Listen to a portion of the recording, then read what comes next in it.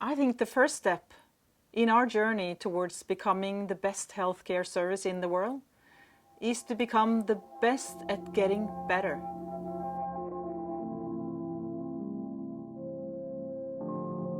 The Norwegian healthcare system provides services of good quality, but that doesn't mean that we don't have areas that we need to improve. Patients fall in our facilities. They get pressure ulcers and they get medication that cause them harm. International research shows that it takes 17 years from new knowledge is acquired until it's implemented in healthcare. And that's far too long. Improvement science or improvement knowledge, this is not something you learn sufficiently in our education system. As a nurse, you learn to be a nurse. And as a doctor, you learn to be a doctor. And I think improvement science needs to be included in our healthcare education.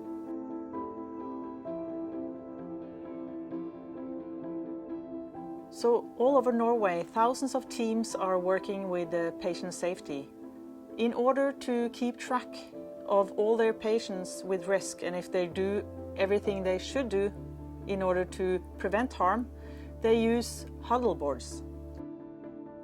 A Huddleboard is a board, and it's a meeting huddle around the board. So we have two types of boards, a risk assessment board and an improvement board. The risk assessment board has each patient vertically and each improvement area horizontally. So they mark that patient with a red magnet. And when they have done what they should do for the patient, they add a green magnet. And so the risk board is actually a way of making sure that you're doing what you should do to prevent harm for each patient every day.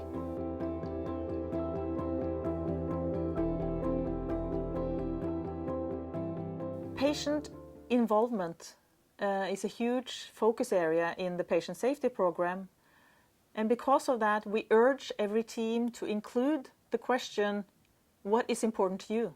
One example is a man who wants intellectual conversations to keep his brain alert. Another lady, she wanted to make sure that her hair was done and she was dressed up before they brought her into the living room. So these are obviously important to these patients, and it's not too hard to accommodate. So I think it's brilliant that the column, what's important to you, is on the board, and we make sure that we ask our patients every day what's important to them.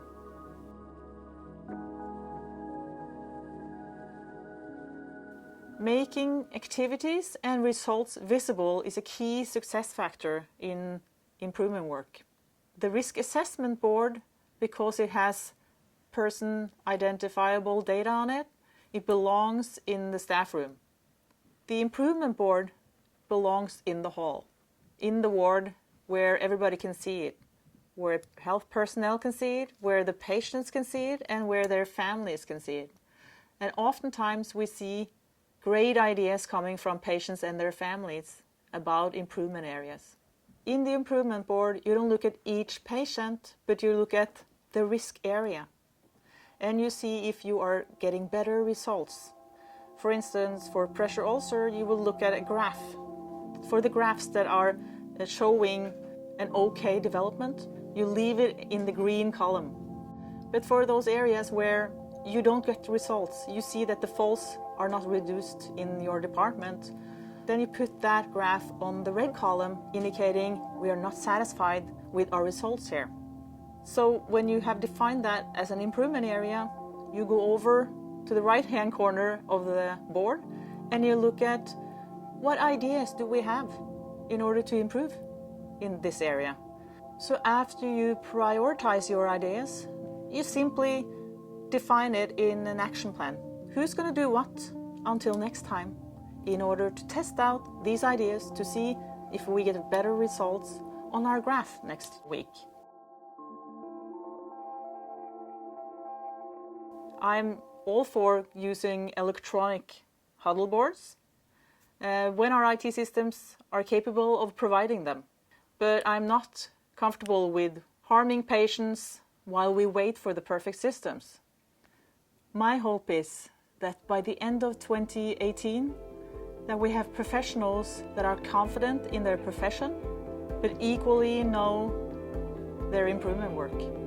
And my hope is that when we harm patients, that we are open about it, that we apologize to them, and that we make sure it doesn't happen again.